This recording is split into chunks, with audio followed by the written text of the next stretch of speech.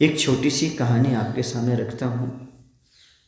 अतिथि सत्कार का क्या महत्व होता है, अतिथि सत्कार से क्या प्राप्त होता है और अतिथि सत्कार क्यों करना चाहिए, ये आपको इस छोटी सी कहानी के माध्यम से ज्ञात हो जाएगा। एक बार की बात है, एक राजा था और राजा तो अपना मन का मालिक होता है, उससे किसी की कोई ज़रूरत, परमिशन की ज़रूरत पड़ती नहीं। उसने घोड़ा उठाया, घोड़े पर सवार हुआ और जंगल की ओर निकल गया। न कोई सैनिक साथ में थे, न कोई मंत्री था, न कोई नहीं। सबको मना कर दिया, जो चलने के लिए तैयार थे सबको मना कर दिया, नहीं मैं अकेला ही सैर पर जाऊंगा, भ्रमण करने के लिए जाऊंगा। अकेला निकल गया। जो अकेला निकल गया तो रास्ते में क्या हुआ, वो थक गया, घोड़ा भी थक गया। अब कुछ डाकू लोग आ गए, उन्होंने राजा को पकड़ लिया। जब पकड़ लिया तो वहाँ पर उसकी पिटाई करने वाले थे।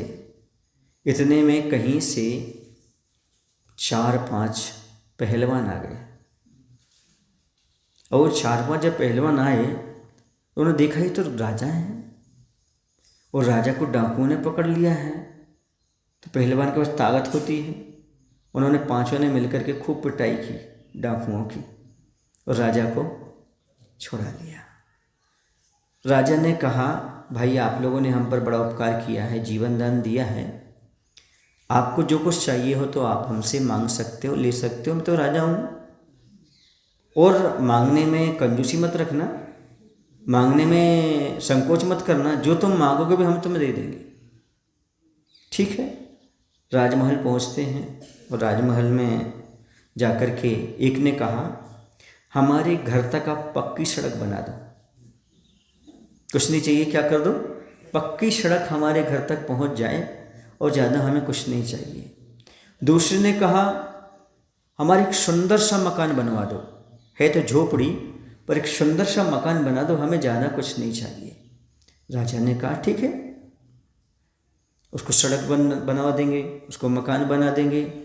तीसरे ने कहा, हमें ज़्यादा कुछ नहीं चाहिए, सोने चांदी के बर्तन में हम भोजन कर सकें, ऐसी व्यवस्था कर दो। क्या कर दो?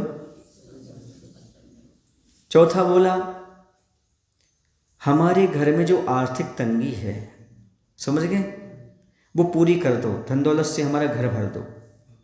अब 5वें का नंबर आया, उसने कहा, हमें राजन कुछ भी नहीं चाहिए, हम तो ये सुना है हमारे घर अतिथि आते रहें और हम यही चाहते हैं कि आप हमारे देश के राजा हैं, एक बार आप हमारे घर पधारो और भोजन कर लो। क्या कहा? हमारे घर आओ, पधारो और भोजन कर लो। ताली क्यों बजा दिया? मर्म नहीं समझे आप? समझो मर्म। जिसके घर में राजा जाएगा वहाँ सड़क तो अपने आप बन जाएगी वहाँ तक। जिस घर में राजा जाएगा उसका घर झोपड़ी भी होगा तो पहले महल बना दिया जाएगा, और राजा जहाँ भोजन करेगा सोने चांदी के बर्तन अपने आप आ जाएंगे। समझ में आ रहा है ना? कितना समझदार था वो, सदलगा वालों जैसा था पक्का अतिथि सत्कार करने में। और वो जहाँ जाएंगे सारे घर में सारी चीज़ें हो जाएंगी। अब सब जो साथी थे वो कहने लगे, तुमने मांगा क्या? तुमने राजा को बुलाया, खर्चा और होगा। राजा को बुलाने से क्या होगा? खर्चा होगा, भोजन बनाना पड़ेगा, 10-10 आइटम बनाना पड़ेंगे, ये करना पड़ेंगे, वो करना पड़ेंगे। तुम क्या खर्चा कर रहे हो? क्या कर रहे हो? बोले खर्चा नहीं कर रहा हूँ, जब राजा मेरे यहाँ आएगा जब आप देखना। एक का घर बन गया, एक के यहाँ सड़क बन गई, एक के यहाँ बर्तन आ गए। लेकिन जब राजा उसके यहाँ पहुँचा तो राजा ने उसके घर में सारी व्यवस्थाएं कराई। पहले अच्छा मकान बनवाया, फिर बर्तन भी, सड़क भी, भोगों की सामग्री भी, नौकर चाकर भी, रसोइया भी सब भेज दी। जब वो वहाँ पर गया, उसने जब सत्कार को स्वीकार किया, उसने कहा, भाई हम तुम्हारे यहाँ आहार करने आए हैं, ये सब तुम्हारा ही है और ये तुम्हें समर्पित है। राजा ने सारा उसको दे दिया। मायने क्या समझे? अतिथि सत्कार का मात्र भाव रखने से सारी चीज़ें अपने आप उपलब्ध हो जाती हैं। अब कुछ ही दुर्लभ नहीं इस जीवन में, सब कुछ सामने ही सामने मिलने वाला है।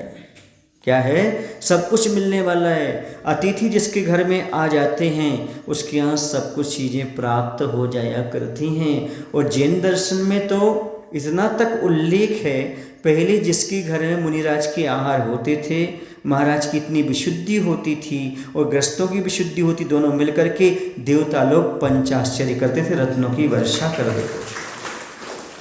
ये दान की महिमा है। 5 आश्चर्य एक साथ होते थे गृहस्थ के घर में। जहाँ महाराज रहते थे ना, वहाँ नहीं होते थे पंचाश्चर्य, और गृहस्थ की भी नहीं होते थे।